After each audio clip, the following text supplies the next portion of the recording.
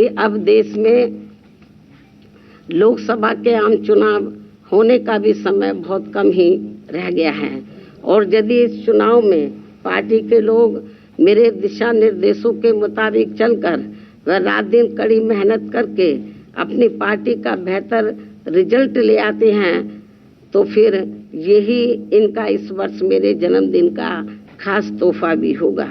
वैसे मुझे पूरी उम्मीद है कि पार्टी के सभी लोग अपने तन मन धन की पूरी ऊर्जा, शक्ति, एकजुटता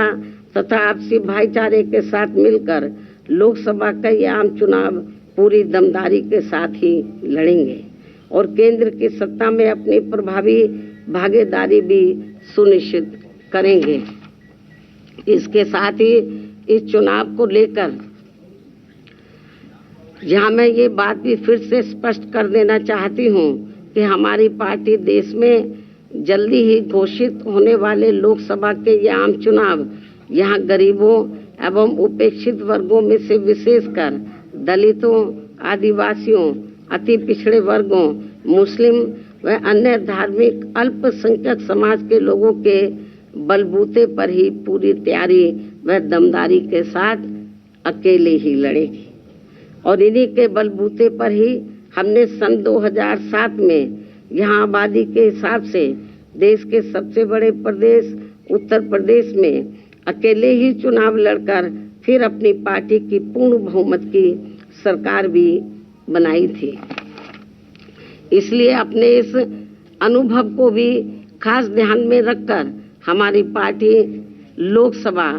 के ये आम चुनाव अकेले ही लड़ेगी तथा देश की जातिवादी, पूंजीवादी, संकीर्ण व सांप्रदायिक सोच रखने वाली सभी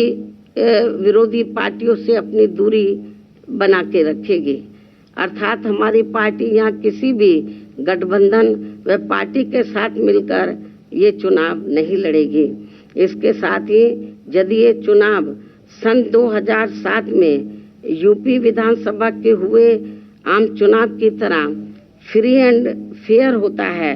जिसमें उस समय ईवीएम में कोई भी धांधली व गड़बड़ी आदि नहीं की गई थी तो फिर इस बार हमारी पार्टी लोकसभा के आम चुनाव अकेले ही लड़कर अपना बेहतर रिजल्ट जरूर लाएगी। यहाँ मैं ये भी कहना चाहूँगी कि हमारी पार्टी गठबंधन न करके अकेले ही चुनाव इसलिए लड़ती है क्योंकि इस पार्टी का सर्वोच्च नेतृत्व एक दलित के हाथ में है जिनके प्रति अधिकांश पार्टियों की जातिवादी मानसिकता अभी तक भी नहीं बदली है। यही मुख्य वजह है कि गठबंधन करके चुनाव लड़ने में बीएसपी का वोट तो गठबंधन से जुड़ी पार्टी को पूरा चला जाता है लेकिन उनका अपना बेस वोट वह विशेषकर अपर कास्ट समाज का वोट बीएसपी को ट्रांसफर नहीं हो पाता है और इसके कुछ खास उदाहरण ये हैं